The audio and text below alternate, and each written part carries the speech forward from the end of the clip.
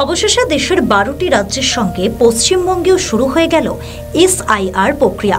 Voter তালিকার বিশেষ নিবিড় সংশোধন করতে রাজ্যের গ্রাম থেকে শহর বাড়িতে বাড়িতে পৌঁছতে শুরু করেছেন কমিশনের বুথ স্তরের আধিকারিক বা বিএলওরা। এমনকি শুরু হয়ে গিয়েছে এনুমারেশন ফর্ম বিলিও। যদিও এই এসআইআর প্রক্রিয়া নিয়ে রাজ্যের বিভিন্ন প্রান্তের সাধারণ মানুষের মধ্যে এখনো একাধিক প্রশ্ন রয়েছে।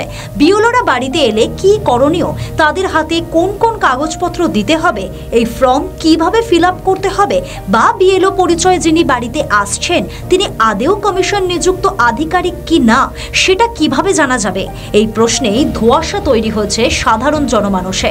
আবার আপনি বাড়িতে নেই, এদিকে বিএলওরা বাড়িতে এসে ফিরে গেলে সমস্যা কি হতে পারে, সেটা নিয়েও প্রশ্ন রয়েছে অনেকের মনে। আসুন এক ঝলকে এই প্রশ্নগুলির উত্তর খোঁজা যাক। প্রথমেই বলে রাখি, এই বিএলওরা হলেন সরাসরি নির্বাচন কমিশন নিযুক্ত আধিকারিক, তাই তাদের কাছে নির্দিষ্ট পরিচয়পত্র থাকবে। কমিশন জানিয়েছে সেই পরিচয়পত্রে একটি কিউআর কোড থাকবে।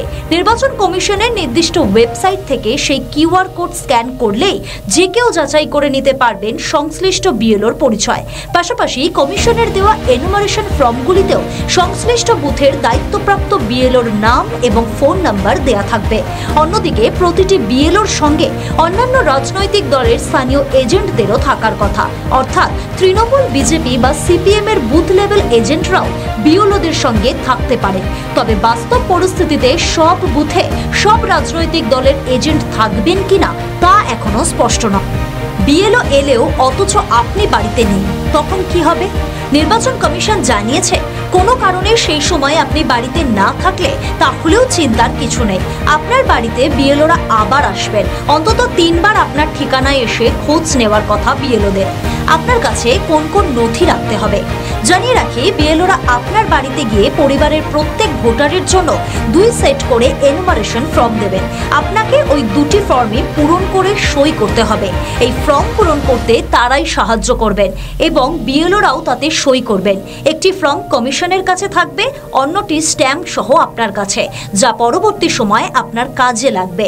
বিএলওরা আপনার বাড়িতে যাওয়ার আগে আপনাকে হাতের কাছে বেশ কিছু নথি রাখতে হবে, যেমন আপনার বর্তমান ভোটার কার্ড, আধার কার্ড, 2টি সাম্প্রতিক পাসপোর্ট ছবি এবং 2002 সালের ভোটার তালিকার সঙ্গে আপনার কি যোগসূত্র রয়েছে সেই সংক্রান্ত নথি।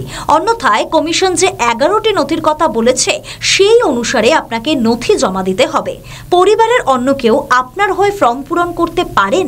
উত্তর হলো হ্যাঁ, আপনার হয়ে আপনার পরিবারের যে কেউ ফর্ম পূরণ করতে পারবেন। তবে পরিবারের ওই সদস্যদের কাছে প্রয়োজনীয় নথিপত্র থাকা প্রয়োজন।